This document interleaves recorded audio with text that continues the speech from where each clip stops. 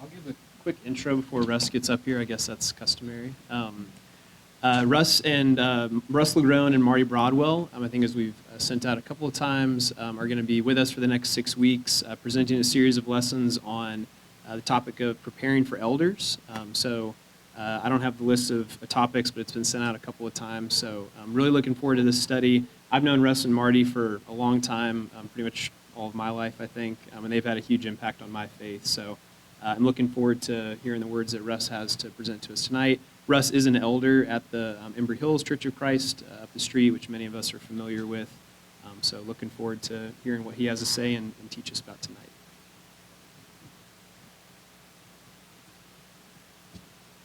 All right, so I'm going to do my best to do this like a class. And I've presented this material probably in about 20 different churches. There's an odd story that I won't bore you with tonight. I'm happy to bore you with it at another time. That explains how Marty and I ended up doing this in some different places. But in that regard, well, let's just kick into it. I'll skip over that part of it. I do want you to know how glad both of us are to be able to do this. We don't, I've not been able to visit here, but I feel like I've been here a dozen or more times. I mean, there's so many of you that have told us about the church here, the things that are going on. We're just really glad for it. And I was sitting here counting up the number, the capacity. At one point, I think recently you were struggling with space, and this looks great. And David walked me around to the classrooms and all, so it's been very nice to get to know just a little more about what's going on here in this church. We're going to talk about elders. As I said, I want to make it more into a class than anything else. But what that means is I'm going to ask you some questions occasionally. Sure hope you'll answer them. That's the only way it's going to sound like a class. Otherwise, you just got to listen to me going on and on as we go through this. But I want to start with a couple of questions. And you don't necessarily have to answer these questions. They're pretty much a yes-no type question, but they are thought-provoking. And I want you to think back to when COVID first hit. So we're back to 2020. And kind of the year or two that rolls on after that. And maybe even there's still some lingering effect in lots of churches since then. Well, and based on what you know about churches, you can think about, I realize, looking around, a number of you were at Embry Hill. So your experience was similar to mine there. But others of you were perhaps here, other churches. But it's not just what you know about wherever you were. Think about what you heard from maybe a family member that lived somewhere else, or a church that you had been with previously and you still had connections with them and you were hearing about what was happening. But just think for a moment about what the experience was like for churches as they went through trying to figure out what are we going to do as we're going through this disruptive event of COVID. And with that, do you believe that decisions were made easier, wiser, and more godly if there were good elders? Good elders is important too. It's not just elders, period, but that there were good, concerned elders. If there were, you think in general the decisions were made a little quicker, more efficiently, better decisions. It was less disruptive. Consider that for a moment, just the experience that you had. And I want to come back and talk about this just a little bit as an introduction. And you may or may not feel like that was the case. But the second question, I believe, is the more important of the two. And this is the one that I would kind of insist on. My knowledge of lots of different churches, and as I've tried to present this and ask this question in some different places, no one's really challenged this second one. From the same period, do you believe that there were many weak souls who would have benefited, or perhaps did benefit, from there being good elders who were diligently seeking to help them spiritually? Now, here's the reason for throwing those questions out at the very beginning. If we're going to talk about the role of elders, you need to come away from the study that Marty and I are going to do over the next 6 weeks. You need to come away with some degree of appreciation. Why would there be elders in a given church?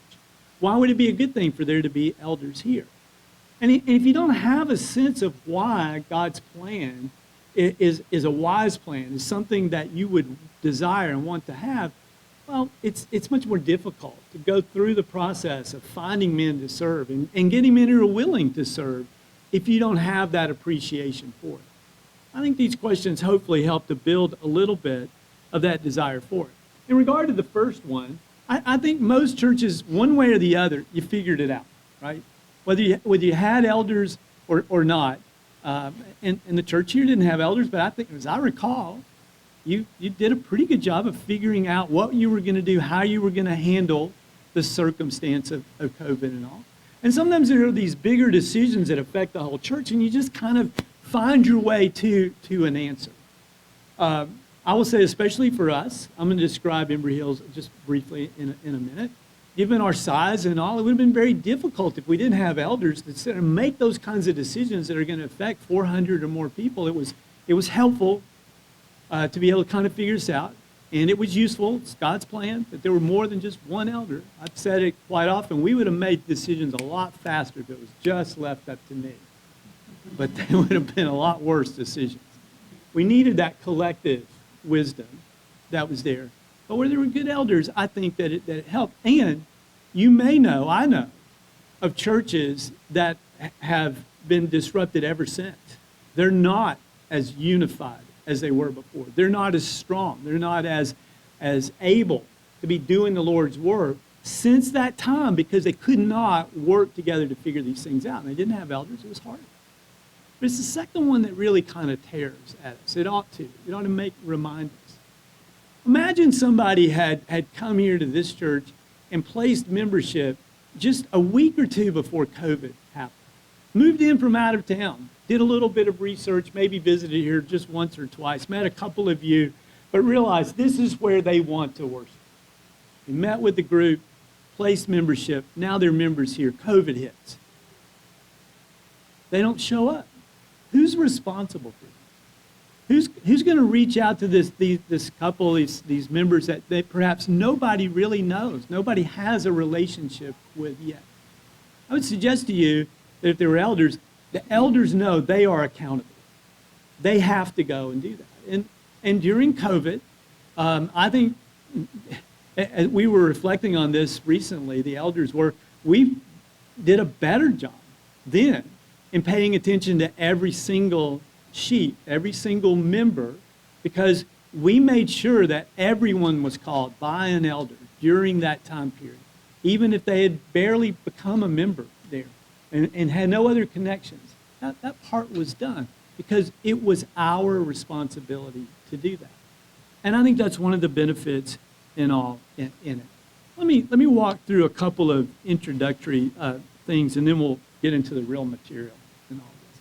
I think you should know just a little bit about Marty and myself. I appreciate William's introduction there. As he pointed out, I am an elder today at Embry Hills. I've been an elder there for the last over 17 years. It's really hard for me to grasp that fact. Kay and I moved, and Kay is here. We don't tend to sit together because she doesn't want to be up here at the front as I'm giving up, but she's here. We moved here right out of college, and so we've been in Atlanta for over 40 years. And we placed membership for different reasons at Embry Hills when we moved here. And at that time, the year before that, Mary and Marty, Marty's wife Mary, they had moved up here, kind of for Marty a return to Atlanta. He grew up in the Atlanta area, and so when you meet Marty in a few weeks, you'll get to know more about his story. But he was like he was there the first day Embry Hills met, 50, 60 years back in time. But they came back the year before, but there had also been elders appointed at Embry Hills in 1983, so the year before we came. And what that means is for us, the whole time I've worshiped there always have been elders. But before that, I never worshiped anywhere where there were elders. And that's going to kind of play into some of the comments and things that we'll make along the way. So Marty served as an elder for 12 years at Embry Hills. But when Mary, his wife, passed away in 2013, Marty immediately stepped down as an elder. It was a conscious decision. It was a recognition of the role that a wife plays as an elder in helping with an elder's work.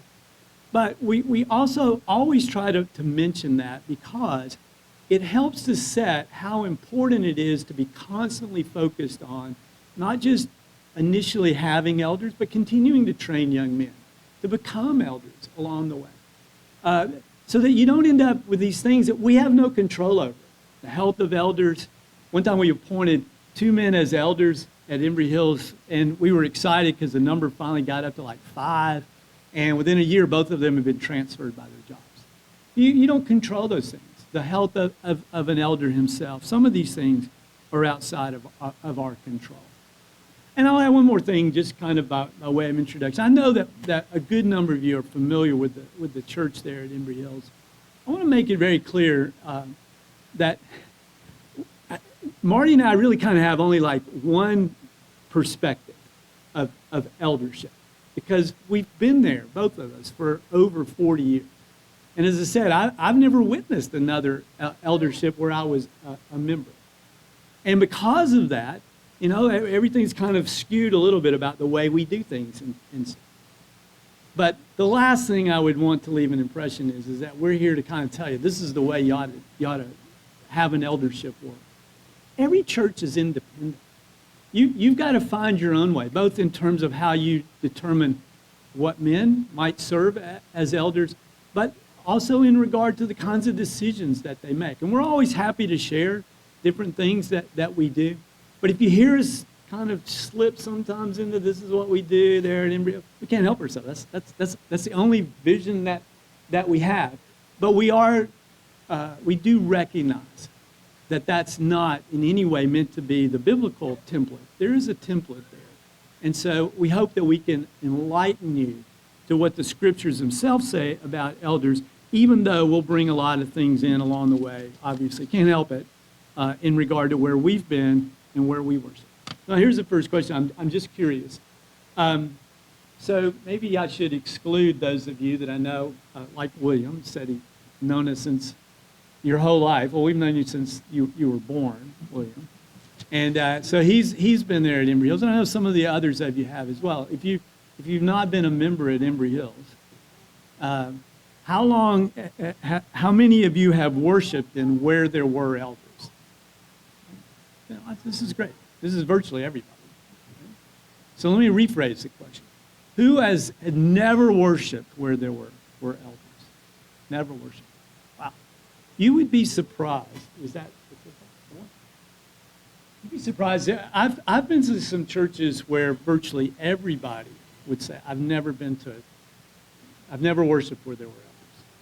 We went to one church in North Carolina for 70 years. They had been worshiping together, and in 70 years, they'd never had elders. Now, they have them now, and we take all the credit for that. We get none of the credit for them doing that, but what a change, right? And you can imagine how many of them, especially those that are grown up, that have never experienced. This is great. So I'm curious about it. I'm not sure how to kind of pull some of this out. How many of you grew up, let's say, where there were elders? You just simply grew up from the beginning. So I see Blake and you guys, okay. All right.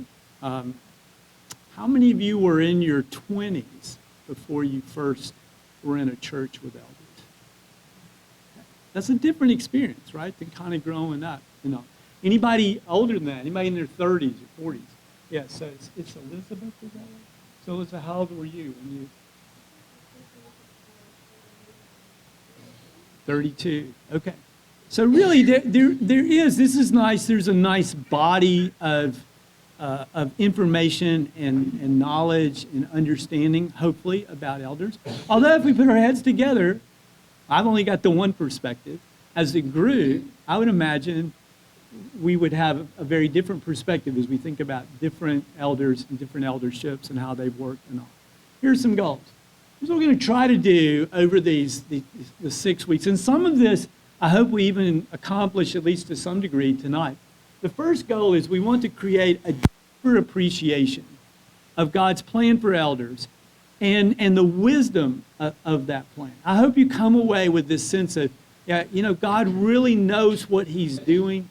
There is a reason why the church was established in a way in which God wanted there to be shepherds, elders, in the individual bodies of his people.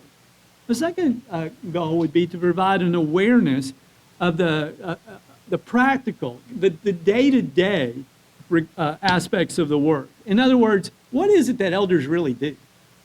Because sometimes I think even if we've been in churches where there are elders, I don't necessarily know exactly what it is that they do. Marty likes to talk about, and you may hear him say this, but when he does, just kind of smile because you already heard me say he was going to do this. He likes to talk about an elder kind of standing in front of, we have the traditional Lord's table up there, that little stand where you prepare the Lord's. Okay, there you go, over there. I was talking about somebody kind of standing in front of it, addressing the whole group. That oftentimes that's the picture you have of an elder. He's kind of doing something on behalf of the whole group. But there's more to it than that, right? What do they do on a day-to-day basis? What's going on when they meet together? When you hear about an elders meeting, what do they talk about? What do they do? I want to open up your eyes to what's happening. What are elders charged with doing, and what are they actually doing? Not just in a big picture way, but in a more practical, even day-to-day type way. And, of course, motivate and help to train in some way. Those of you that might serve as elders, perhaps some in the very near future, perhaps others way on down the road, but the point is that we hope that these studies would help to both provide the motivation, but provide you with some additional tools and ideas that might allow you to be more ready to serve in that capacity. But here's the last one. And we're going to end tonight with this thought especially in mind. This is what we believe is the real heart of an elder's work. Elders are supposed to focus on the weakest members, the spiritually weakest members, the ones who need the most help in their walk with Christ. And that is meant to be, and we're going to look at a lot of scriptures, but we'll come back to this thought repeatedly. This is the key aspect of an elder's work. And so you'll hear us emphasize this over and over again, that we need to work with the weakest. I'm going to just say perhaps one more thing before we jump into some of these passages, because I may forget this thought later. The other thing to keep in mind as we present these lessons is that we understand we only have that one kind of perspective from Embry Hills, and we're not here to try to present that way. The other thing is that we're really not here as experts on being elders. One of the more intimidating things about facing some of you is that we've been in discussions. Some of you have been members, and Marty and I have tried to serve as shepherds for you. And I'm just reminded over the years of the difficulty of fulfilling the role the way that we think that it should be. And it's not easy sometimes to remember the things that maybe we didn't do as well. And so if you ever feel like that some way we're presenting this as if we know what we're talking about, now we're trying to lean on the scriptures. We've got some stories and things, but for the most part, I always come away from these studies feeling charged again of how much more I can be doing if I'm really going to fulfill this one. Okay? So let's just keep those things in mind, and let's begin to go through some of these passages. Before I put up some of the passages, got another question for you. If I ask you, I'm going to ask you, think of, very quickly, a passage that talks about elders. What comes to mind? What's the very first thing that comes to your mind if I say, give me one passage that discusses elders? What do you think of? Titus chapter 1, right? 1 Timothy 3, all right? So I'm going to let you go beyond that, but you've given me the answers I want. It's almost like I put the plants out there. I think that's generally what happens if we want to start up a discussion about elders, right? The first thing that comes to mind is Titus 1, 1 Timothy 3. Why? What's in those two chapters? It's the qualifications of the elders. And a lot of times, we never really get too much past that discussion when we're talking about elders. And there's some interesting things in some of those qualifications that, what the children, is that you have to have more than one. I mean, you've got some different statements in the qualifications. We may not have the same opinion. Just so you know, Marty and I usually try to put right up front, we're not here to talk about the qualifications. Now, we have opinions, and if you want to pull aside, we'll tell you that. But for the most part, we feel like that if a church is going to appoint men as elders, it's what you need to agree those things say, what you're comfortable with in terms of whether a man's qualified or not. We're not going to spend a lot of time. We have to touch on them from time to time. But for the most part, we want to focus more on the work that elders do, not the qualifications. But can you think of a few other passages? I'll let you go. This is perfect. I wanted those two so I can make that point. There are some others, and I'm going to put a whole bunch up here in a minute, but go ahead. Acts 14. Yeah, that's a place where Paul's going to appoint elders in different cities as they go back through he and Barnabas. Yes, please. 1 Peter 5. Peter's a fellow elder, and he's going to say some things to some elders. Yes. Okay, which is interesting because that's in the book of Acts. It's not in Ephesians. But he says, I am the example to you, the way that I lived. And so if you look carefully at Acts 20, it's a really good text to start to get into this understanding about what it means to be an elder, because Paul is saying, I have served as an example to you in doing that. All right, so these are good. But let's go through the list. Let's just kind of start from one, and I'm not going to dig too deep in these immediately, but we'll come back to some of them before we finish up tonight. The first time the elders are mentioned is in Acts chapter 11. There's an issue down in Judea. The churches there have some financial, a drought and other things that's going on, and funds are sent to them, and the funds are brought to the elders in those churches. And that's the first time, again, that they're mentioned. Even though before that, who kind of did a similar work where money was brought to their feet for them to deal with a need in a church? The apostles. And so we'll kind of explore that a little bit as we go. But Acts 14, y'all mentioned that one. Acts 14, they had done that first missionary journey. When they're coming back through, they take the time and are able to appoint elders in the churches that have been established as they were doing that. But there's a really interesting occasion in Acts chapter 15.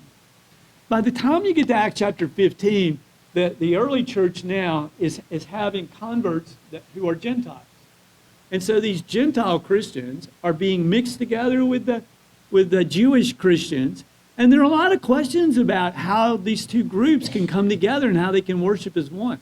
What should we expect from those that are being converted who've never before had a relationship with Jehovah God?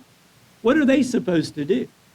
Well, in recognizing that they needed to know what was the truth of this, what they needed to do, there is, because men had gone out from Jerusalem, the Jerusalem church gets together, and there were apostles there, and the apostles are going to help them make this decision. But when you look at Acts 15, it's not just the apostles. The elders are also part of this. And so elders are helping to make a doctrinal decision. What's the right thing to do here? What does God expect us to do in regard to what was a very important decision, how it related to Christians getting along with one another? And y'all mentioned Acts chapter 20. And so we have these elders that are in Ephesus that Paul calls to him as he's making a journey back through that area. He brings them, and then he begins to discuss with them and talks to them about how he had worked along the way. But then Paul, he was making this journey where he was going was to Jerusalem. And when he gets to Jerusalem in Acts chapter 21, here's a really interesting thing that happens. Paul the apostle goes and meets with the elders that are in Jerusalem. And the elders in Jerusalem say, Paul, we've got some concerns here about what people have said about your conduct in other places. Concerns that may be disruptive here. So this is what we would suggest to you, Paul, the apostle, that you would do that would provide peace and comfort here in the church. I'm going to come back to that thought a little bit later. But think about how interesting that is that these elders felt like in protecting that peace they could make those statements. In Ephesians 4 and verse 11, there's a long list of those that are gifts to the church, including like evangelists, including the apostles, but among those are shepherds. And so elders are a gift to the church. Philippians 1, when the letter is written to the saints that are in Philippi, it says it's also written to the overseers, or your translation may say the bishops and the deacons that are there with them, with those saints that are in Philippi. And we talked about Titus 1 as a place where the qualifications are, but leading into that, what Paul says to Titus is, look, I need you to stay there on the island of Crete, and what I need you to do is to put into order, what remains, what's not yet put into order, and you should appoint elders in every city. And so it seems like what he's saying is that when you don't have elders, there's still something that's not quite as orderly, as beneficial as it would be if you had those elders. And so Titus was given the task of being involved in that. And of course, from then, it begins to describe the actual qualifications in both Titus 1 and 1 Timothy 3. 1 Timothy 5, it talks about some elders who are ruling well and some elders who might be teaching as well. And those elders, it says they're worthy of double honor. They can be supported. And so that's another interesting thing to be thinking about, the idea that elders might be supported in some way. I'll mention 1 Peter 5 as well. And then Hebrews 13 is one of the passages that we'll come back to really right at the end of our discussion, where there are instructions to the members to obey the elders, but it also talks about this key aspect of elders should be focused on the weak, the things that elders should be trying to do for every single member. And then finally, one more passage in the book of James. And what you might have noticed here is that we've gone through the book of Acts, we've gone through the letters of Paul that bring up a number of these. We've looked at some writings of Peter, whoever that Hebrew writer is, and then also James as well. All of these touch on elders in some way or another. In James 5 and verse 14, the idea that they would be called upon to pray for the sick. And you might wonder, well, what do elders have to do with physical ailments? But even there, it blends in the idea that those that are sick, they're at risk spiritually as well. And there's some things that need to be done that elders maybe could be particularly beneficial in both in terms of encouragement, just for the sickness itself, but also in regard to other matters that may come up. So all of these, here's kind of an and this isn't every passage. 1 Thessalonians 5 has some other things to say as well. There are other passages we could go to, but this gives you kind of a general idea. So in that regard, I don't know if you noticed, I used some different words along the way. Actually, those passages use some different words for elders. Did you notice what any of those were? Overseers was one, right? So that came up. Any other words that came up along the way? Shepherds. Right? And so we got elders, we got overseers, we got shepherds. Those are really three different words in the Greek, but all three of those it's the same office. I'm going to try to show that to you in kind of a clear way, that it's just one office, even though it's got three different kinds of names for it. But here's the other interesting thing. Depending on your English translation, those three words usually are translated, each one of them is translated in two different ways. Here's the first one. You've got elders. Sometimes, those of you that still hanging on to that King James Version, in the King James Version, it'll talk about the presbytery or presbytery. And it is the word that's translated as elders. But more often now, you're going to find the word elder in pretty much any English translation in more recent years. But here's that second word. You mentioned overseers. I said that because, for the most part, I'm going to be using the English Standard Version. Marty won't, and he'll make that clear somewhere along the way.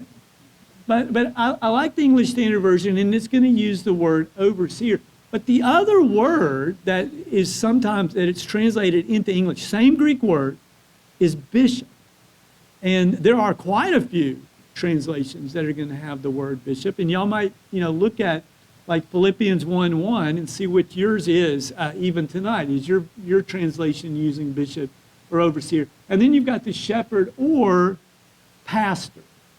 The word might be translated as pastor rather than shepherd.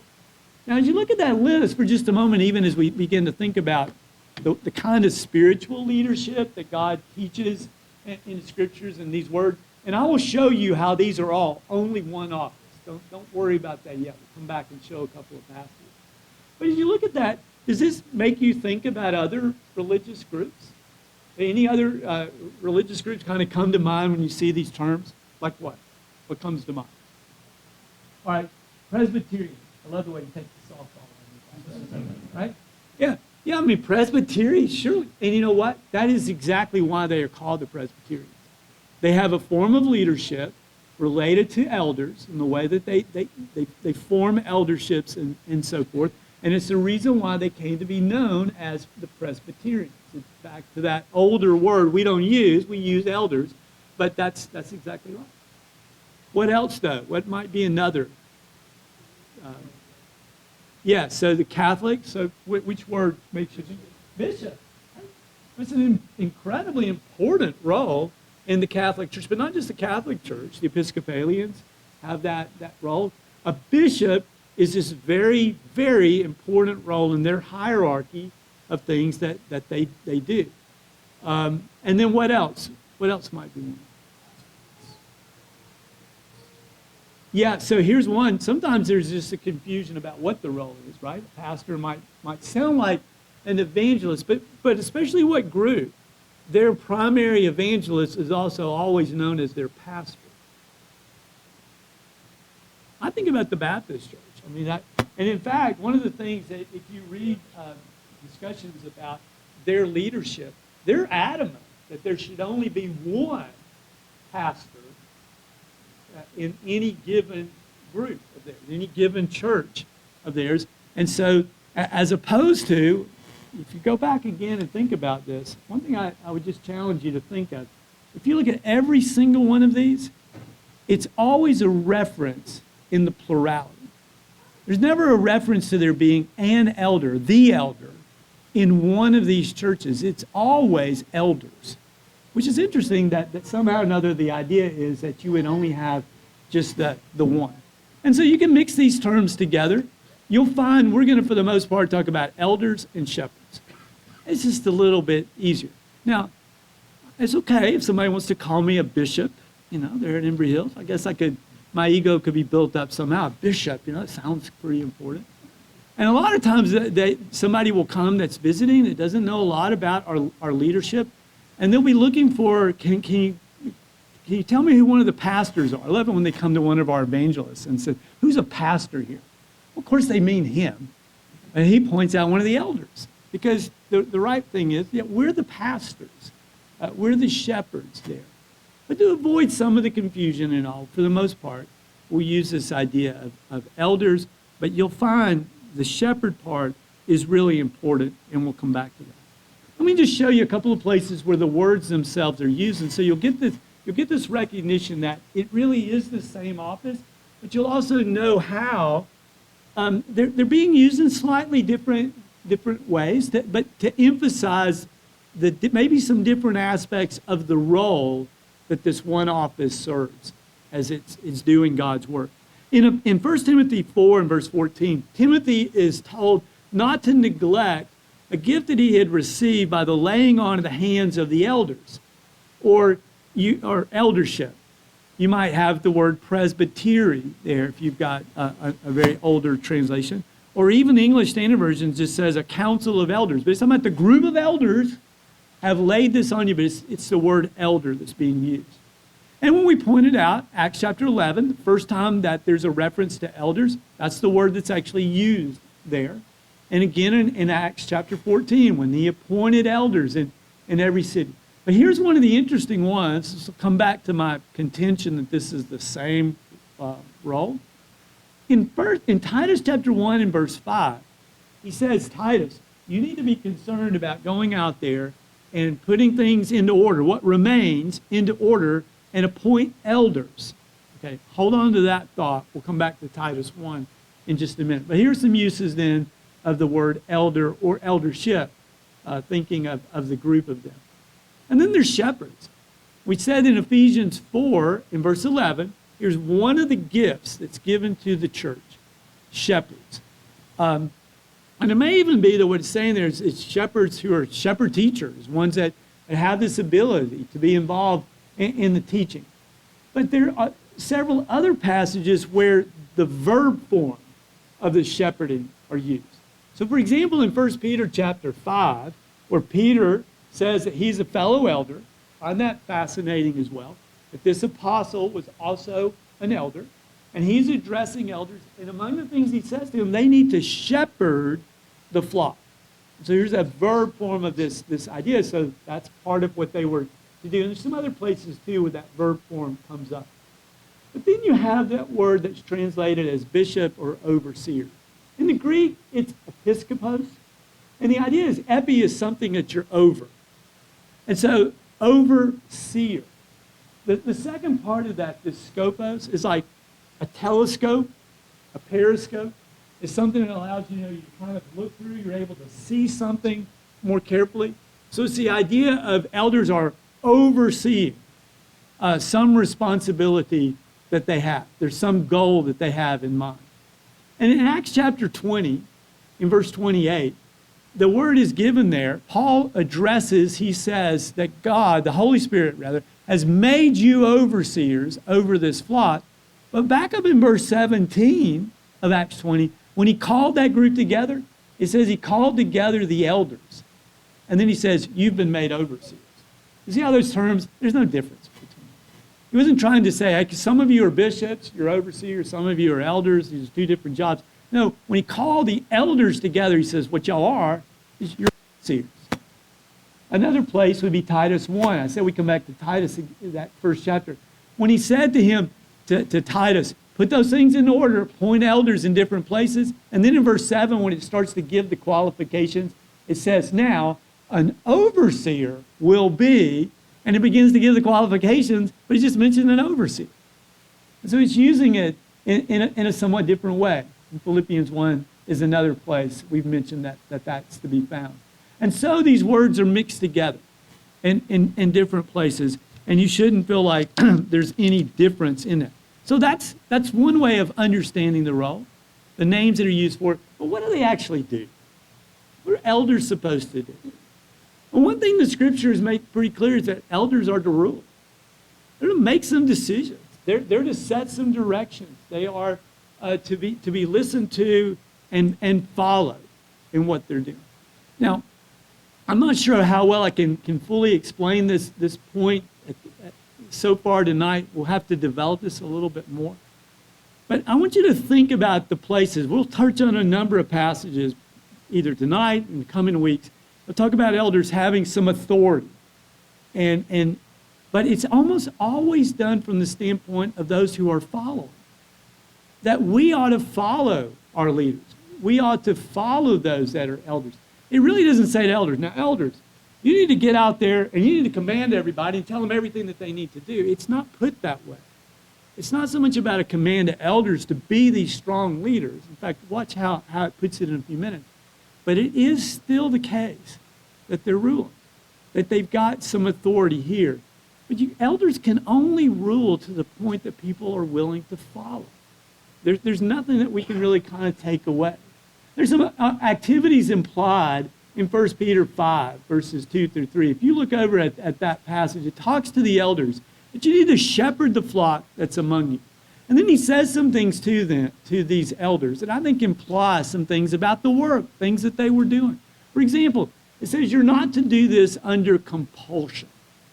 If they weren't to take on the role under compulsion, it at least says this. Somebody was coming to these men and saying, we need you to go do this work. And if they accepted it, they weren't to accept it like they were being forced into it. There needed to be a willingness.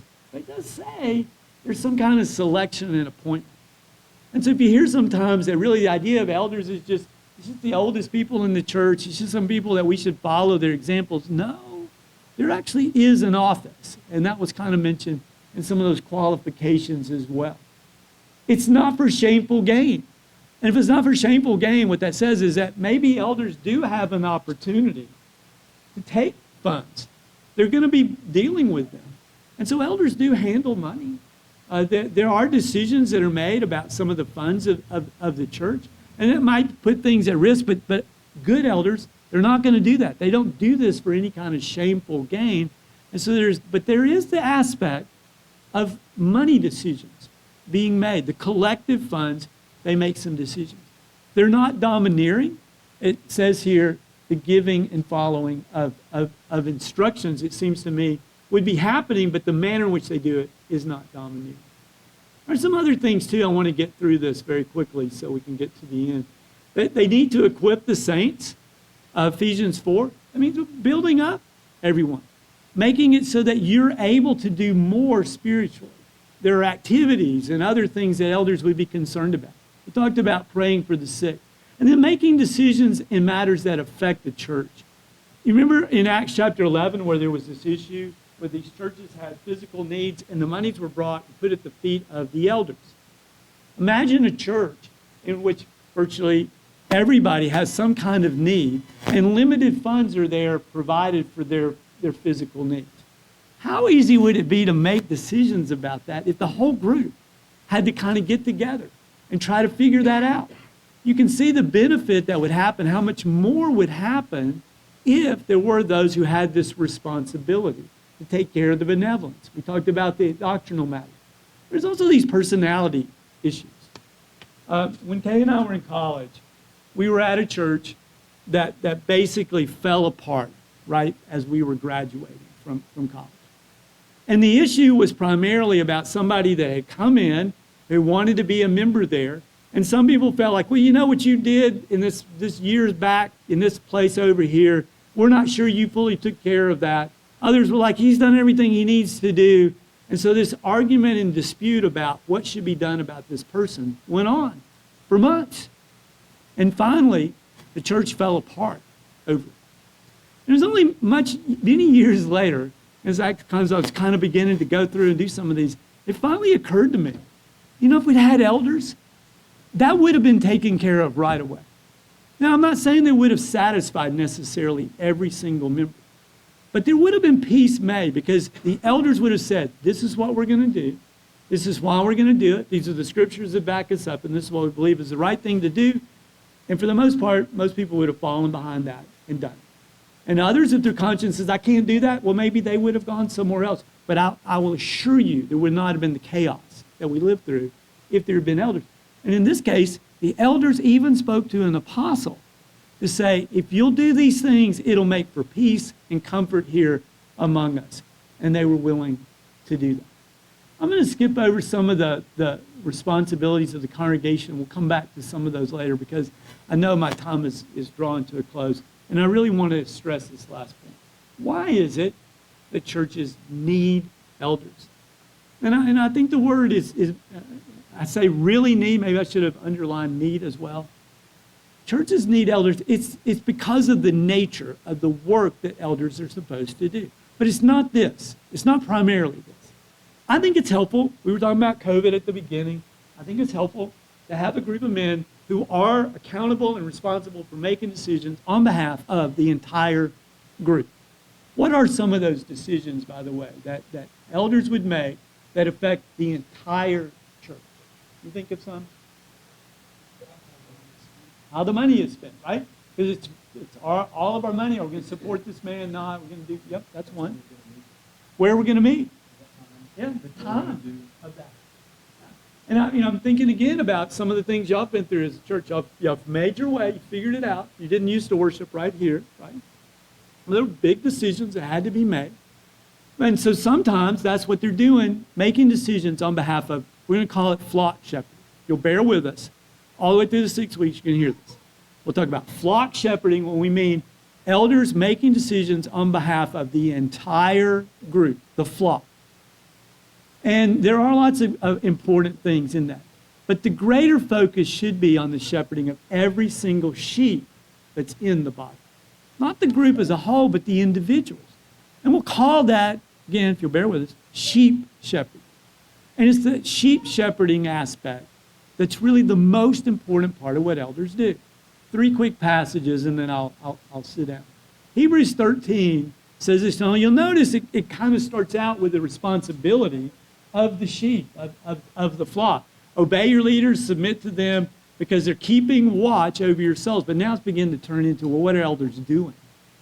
And their real responsibility is as individuals. We're not going to make an account for the church as a whole. It's about the individual souls. How do we affect individual souls? That we'll give an account. Let them do this with joy, not with groaning, for that would be of no advantage to you. The idea is that elders are going to do something that's going to be an advantage to the individual sheep. But this is a serious passage. This one and Ezekiel 34 are just very difficult for me. I'm reminded, as we form a relationship with new members, we're now taking on the responsibility for giving an account for your soul. Here's another one. 1 Peter 5, 2 through 4. And remember here, it was the idea of shepherding the flock that's among you. But did you notice that he references for these elders the chief shepherd? Who's the chief shepherd? It's Christ.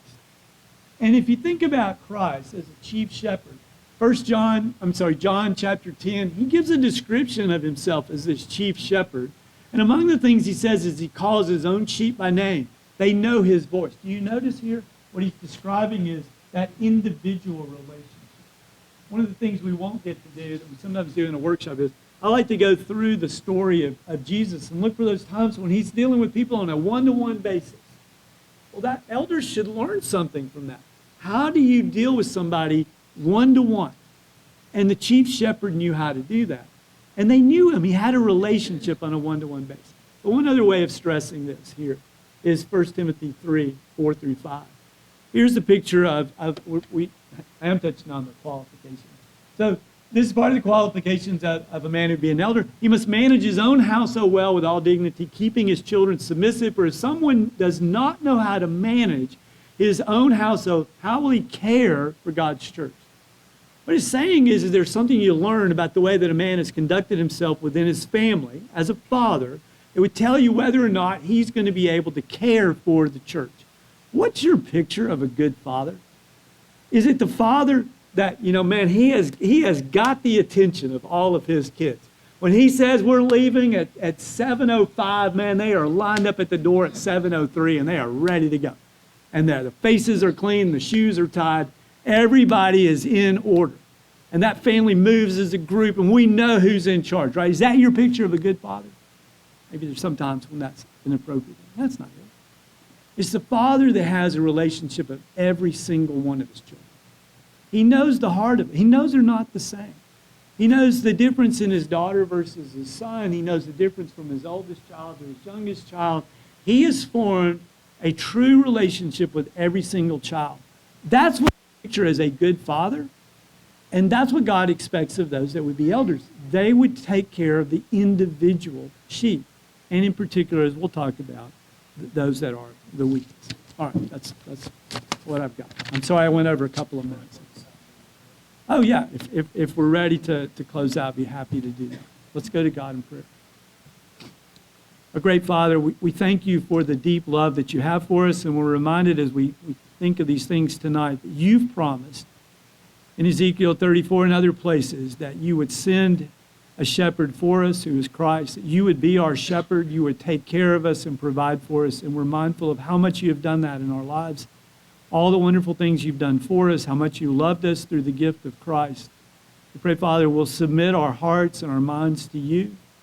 We pray for that the studies as we go through over the next few weeks would be of benefit to this church. It would help them to think more carefully about the roles of elders and also those things that would help draw everyone closer to one another as they work together.